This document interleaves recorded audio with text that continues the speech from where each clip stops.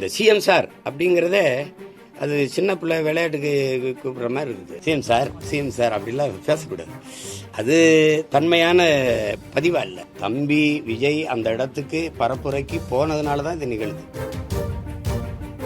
மற்ற இடத்துலலாம் நடக்கலை, இங்கேயே நடந்துச்சுன்னு சொல்றது இல்லை. அப்போ அந்த இடத்துல நடக்கணும்னு நினைக்கிறீங்களா? ஆள் புகுந்தாங்க, கத்தியால் குத்துனாங்கன்னா மருத்துவமனையில் போய் பார்த்தேன். ஒருத்தர் கூட கத்தியால் கீர்ன காயத்தில் வந்து படுத்திருக்கலையே. அதாவது அவர் தம்பியோட அந்த காணொலியை பார்க்கும்போது அவருக்கு அதில் அவர் பேசுனதில் அவருக்கு இதயத்துக்குள்ள காயமோ வலியோ இல்லை. இருந்தால் அந்த மொழியில் அது வெளிப்பட்டிருக்கும். அது இல்லை. அதை கேட்கும்போது கஷ்டமாக இருக்குது. இப்போ நான் பேசி காட்டுறேன் பாருங்க. இந்த மாதிரி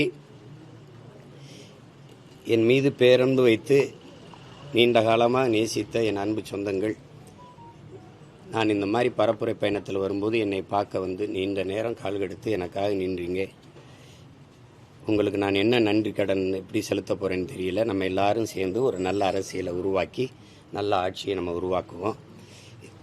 இது இந்த மாதிரி ஒரு கொடும் துயர நிகழ்வு நிகழ்ந்துருச்சு. பச்சிலம் குழந்தைகள் இறந்ததெல்லாம் எனக்கு மிகுந்த மன வலியை தருது. அதில் இவ்வளோ பேர் உயிரிழந்திருக்காங்க. அதுக்கு நானும் காரணமாயிட்டேன். இந்த நிகழ்வை பொறுத்த வரைக்கும் தம்பி விஜய் அந்த இடத்துக்கு பரப்புரைக்கு போனதுனால தான் இது நிகழுது. நான் போகலைன்னா அது நிகழாதுல்ல. நான் போனதுனால தான் நிகழுது. அப்போ காரணம் யார்? மற்ற இடத்துலலாம் நடக்கலை, இங்கேயே நடந்துச்சுன்னு சொல்கிறது இல்லை. அப்போ அந்த இடத்துல நடக்கணும்னு நினைக்கிறீங்களா? அந்த இடத்துல ஏன் நடக்கலைன்னு நினைக்கிறீங்களா? இங்கேருந்து பறந்து போகிற அந்த வெளிநாட்டுக்கு போகிற அந்த குஜராத்லேருந்து பறந்து போகிற விமானம் மட்டும் ஏன் வெடிச்சதுன்னு கேட்பீங்களா? சொல்லுங்கள், அப்படி கேட்பீங்களா? எல்லாரும் போகிற பேருந்து விபத்துக்குள்ளால் இந்த பேருந்து மட்டும் ஏன் விபத்துக்குள்ளாச்சுன்னு கேட்பீங்களா? அப்படி கேட்குறதே தப்பு. எல்லா கூட்டத்திலையும் மயங்கி விழுந்தாங்க, இதுலேயும் மயங்கி விழுந்தாங்க. நெரிசலாக இருந்தனால மிதிச்சு அது காயம்பட்டு இறந்து போயிட்டாங்க. அதுதான் மூச்சு திணறல் ஏற்பட்டு. ஆள் புகுந்தாங்க, கத்தியால் குத்துனாங்கன்னா மருத்துவமனையில் போய் பார்த்தேன். ஒருத்தர் கூட கத்தியால் கீர்ன காயத்தில் வந்து படுத்திருக்கலையே. காலில் கையில் காயம், கழுத்தில் காயம், எல்லாம் மிதிச்சது. அவங்களே சொல்கிறாங்க, மயங்கிட்டோம், கீழே விழுந்தோன்னா மிதிச்சிட்டாங்க. சில பேர் நாங்கள் போகிறோன்னா இல்லை தலைவர் வந்துடுவார், நில்லுங்கன்னு எங்களை நிறுத்திட்டாங்க. அதில் நெரிசலில் சிக்கிட்டோம், மயக்கம் வந்துடுச்சு. இதான் சொல்கிறாங்க. ஏன்னா காலையிலேருந்து சாப்பிடல, நீர் அருந்தலை. தம்பிக்கிட்டே கேட்குறாரு, தண்ணியை தூக்கி போடுங்க அப்படின்னு. ஒருத்தர் தேவைக்கு போடுறாரு. அப்போ சுற்றி இருக்க எல்லாருக்கும் தாகம் தானே. பேசும்போது அந்த வலியை அவர் கடத்தியிருக்கணும், ரொம்ப உருக்கமாக கடத்தியிருக்கணும். அது செய்யலை. இப்போ நம்ம பேசுகிறோம், மாண்புமிகு தமிழக முதல்வர் அவர்களுக்கு சட்டப்படி நீங்கள் நடவடிக்கை எடுக்கணும்னு இருந்தால் என் மேலே எடுங்க. என்னை நம்பி வந்தவர்களை, என் உடன் இருக்கிறவர்களை நீங்கள் கைது செய்ய வேண்டாம், அவர்கள் மேலே நடவடிக்கை எடுக்கலாம். இதுக்கு நான் தான் பொறுப்பு, என் மேலே நடவடிக்கை எடுங்க. இப்படி தான் பேசியிருக்கணும்.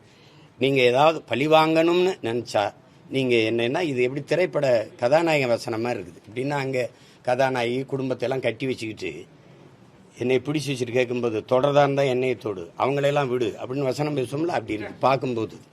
அது நல்ல அணுகுமுறை இல்லை. கேட்கும்போது அது எப்படி பெறும்?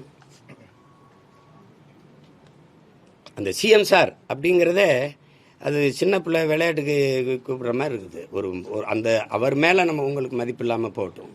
ஆனால் உட்கார்ந்து இருக்கிற அந்த நாற்காலி இந்த நிலத்தில் பெரும்பெரும் தலைவன் உட்கார்ந்தது. ஓமந்தூர் ராமசாமி ரெட்டியார் தாத்தன், குமாரசாமி ராஜா, மூதுரிஞர் ராஜாஜி, பெருந்தலைவன் காமராஜ், பேரறிஞர் அண்ணா போன்ற பெருந்தலைவர்கள் இருந்த ஒரு இடம்.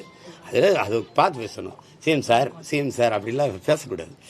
அது தன்மையான பதிவா இல்லை. பிளே ஸ்டோர் மற்றும் ஆப் ஸ்டோரில் இருந்து பாலிமர் செயலியை QR கோடு மூலம் பதிவிறக்கம் செய்யுங்கள். செய்திகளை உடனுக்குடன் பெறுங்கள்.